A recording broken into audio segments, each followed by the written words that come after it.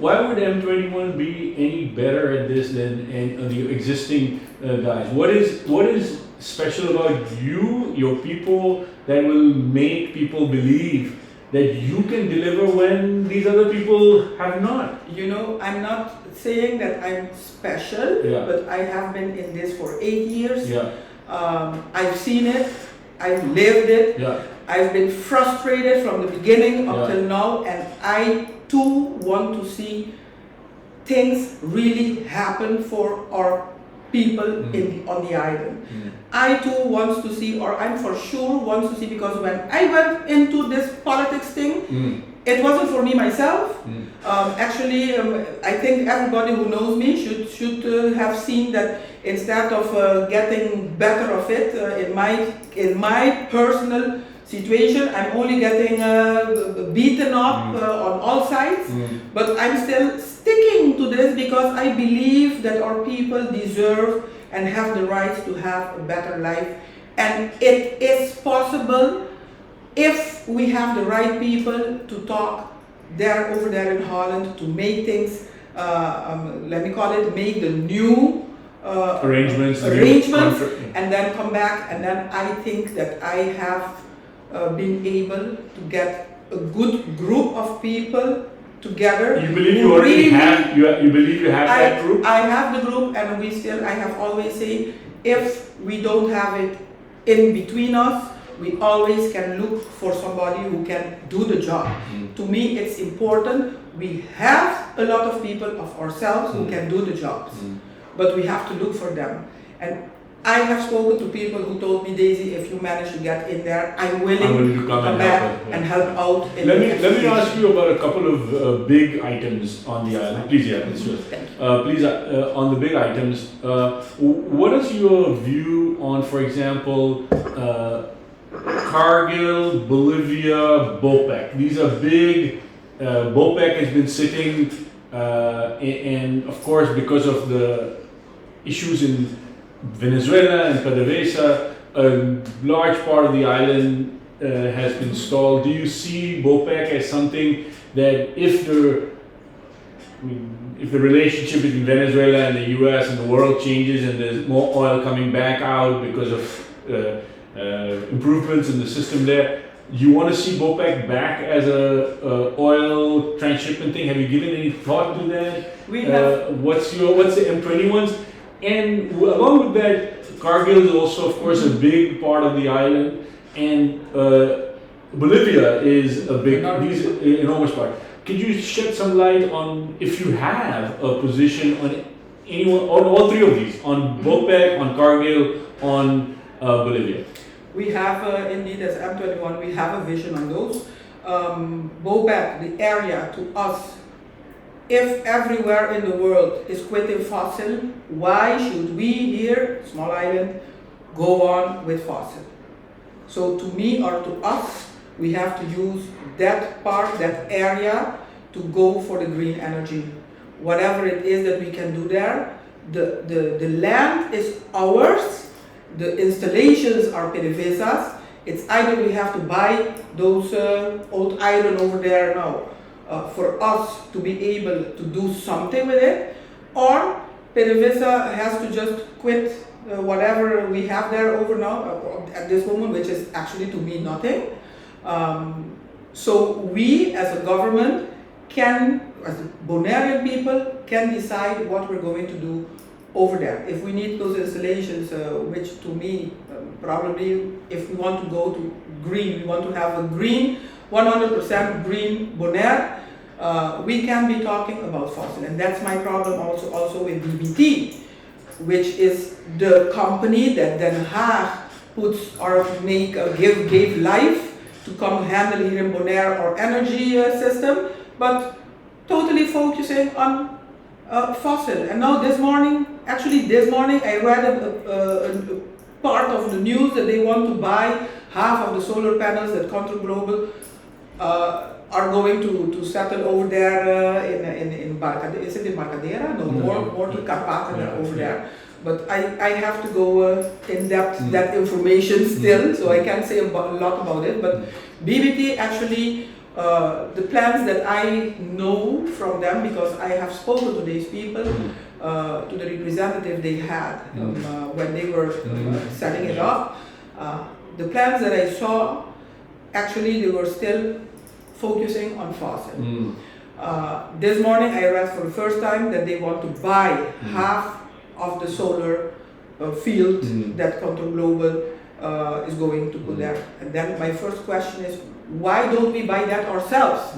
Why is BBT a total governmental, Dutch governmental company buying half of our energy supplier here?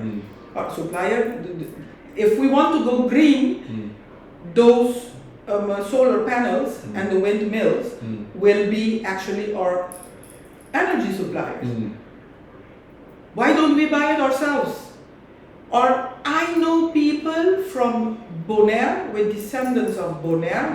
They are not living here, but they have families here in Bonaire because they come from Bonaire, who have associates in this industry. Why don't we? And I know that these people have been writing letters to the government, even to the governor also, straight. Why don't we get in contact with these people and see if they can be of some help towards this part of So green energy is important to you? Very important for us. Yeah. We want to have Bonaire on a total green energy, by using the grid and the same system that they have in certain places in Holland.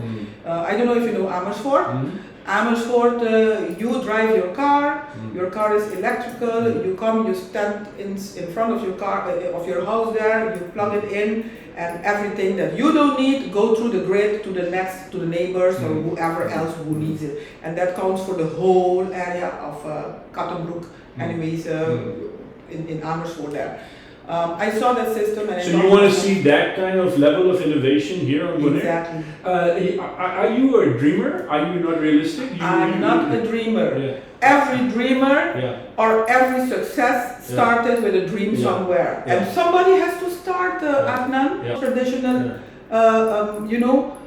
ideas we don't get anywhere. So this little girl who used to play on the weekends in Rincon is talking about the frontier of innovation on her island. We need that if we want to count in this world as a place, as Bonaire, an island where people want to come, see that we have development, but we still are keeping our own identity, our own people's things that we are accustomed with, has to be there. So it's looking for a balance in the new things with what we have as our authentic identity, what we heritage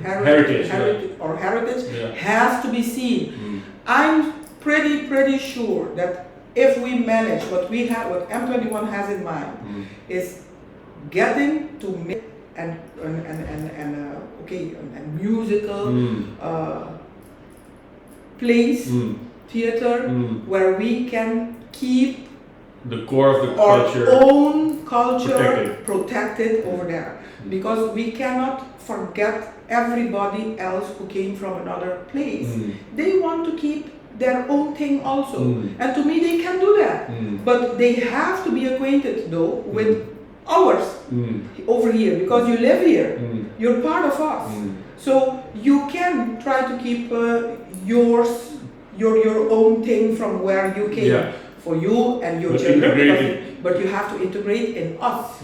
You don't have to forget yours, but you have to know ours over here, and you have to be able to to participate, and that's where M21 stands also for a new concept, that we need a place also, like an institution where newcomers can experience everything over there, and they can get the help and be sustained also with the help of people who are working there, to integrate more easier and more especially if you are talking about the children because those flexible. Exactly. So BOPEC, you want to see green energy, Cargill. Then let me go back. Cargill, what about Cargill? Cargill, to me, I have spoken to the Cargill directors who are here from the States.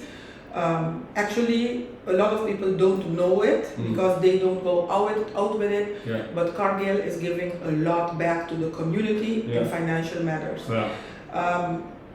To me, we have to sit back on the table to make another type of arrangement. I know that they have been negotiating lately, the last couple of months, but sadly enough, Adnan, the government don't want to tell us in the Island Council anything that's being spoken about or being negotiated about. Is that by law? Is that allowed? Can the government do things without the Island Council being kept informed? To me, it should be no. To me, it should be the opposite way around. Because if we have to control you, how can we control you if we don't know what you're doing or what your plans are? Representatives of the people are sitting in the Island Council. So to me, the functioning should be on the opposite way around. They have to bring by us, to me, the plans. So we as representatives of the people can say, okay, we are agreeing with this like this, or you know what, change this part here and do it like this here, or put this extra. Can a contract be signed with Cargill without the Island Council involvement? I understood that. Yes. That's what I understood. So the executive arm, the Bestuur College can. That's what that's what they told me. To me, at this moment, we don't need to. I mean, so if I'm in the executive council. And I have 3 or 2 deputados, I can essentially go off and complete a deal without. That's what apparently is being done at this But moment. legally, that's possible? To me, it's not possible legally, but there is a but. If they are being carried by a coalition who thinks it's okay to do it like that, then it continues, because then they can always say the coalition, that's the majority, and the majority is okay with it, so we go. So but it never came to the Island Council. If the coalition knows about it, it's outside of the Island Council. And that's where I have a problem with the whole functioning, because to me, they of turn around the whole functioning ways that it should be. And Cargill, to me, we should sit back. I understood perfectly with their management when I sat with them, reasons why they are still here, reasons why they don't stop, and reasons why, for example, because that was a question that I had, why can't we make it bigger? I understood the reasons, they can't. But I'm like, okay, they are giving a lot back to the community financially. They don't brag about this. I have my sources. No, not my sources. Themselves, they told me. They showed me also, because I was interested in knowing what, how, where, when, and who. But I like, by the way, the idea that what your right hand does, your left hand doesn't have to know. So I know that they would give a lot back to the community, but to me, the question remains. You mean that when you said the right hand and the left hand, you meant that? What did you mean that if you give, you don't have to brag about it? Is that the point you're making? Exactly. Because apparently nobody knows the kind of good things exactly. But they are pretty much involved with a lot of community and doing stuff. So they're giving back to they're being good. To our people. Corporate, social corporate responsibility is part of their philosophy. And I'm very grateful for that, because we have a lot of other who don't give anything back to the community. But because of the magnitude of the land, to me, I was like, but if we are sticking just, can we do more? What can we do more? what is it that we can or we can't? And that's when they told me they are negotiating now, and they're not allowed to talk about the negotiation that's going on. And I spoke myself to the OLB, RNO to be specific, and I understood from RNO also, indeed, it's true, they are negotiating now, but they cannot say a thing until they are done with the negotiations, you know, and then I'm like, when you're done, then we don't need to know anymore what you are negotiating, because then you come up with a contract. Exactly. You don't negotiate. It's going to be opened again. So I haven't heard anything up till now. I hope we don't hear anything in the coming 3-4 weeks. Sure. So eventually, with a new coalition, maybe we can different arrangements. What about Bolivia? Where are you on Bolivia? Yeah. There are people who believe that, look, this was abandoned area, and it's a private property anyways, and somebody who really cares for the is willing to invest in protecting the area, but also taking a small portion of it and developing it, and it will relieve some of the pressure on the rest of the island, because potentially a new center of energy on the island, in the sense that housing and schools and all that can be developed, so that some relief is given to Kralendijk and Rincon. That's the argument, one way that's been made.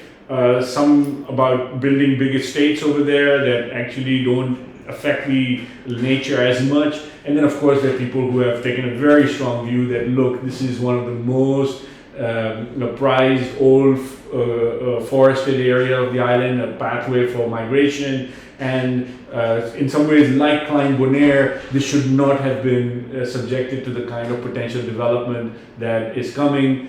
Where's M21 on this, the Bolivia potential project? M21 thinks that there are so many other things that needs priority above developing Bolivia. Bolivia is one of the few parts that we still have on the island that's pristine. Actually, you know, the nature over there, it's something you don't find anywhere else on the island, not even in Washington Park. It's something really Bolivia. It's Bolivia. To us, there is no rush to go with developments over there. Adnan, I can tell you, no local people will be interested in living in Bolivia. Why? And because it's pretty far from everything, and when you develop that, there won't be housing there affordable for our own people. We know that. Why? Nobody is going to put money into affordable houses in a place like that. They will probably be making houses for a certain amount that, you know, by far that our own people won't be able to buy or rent.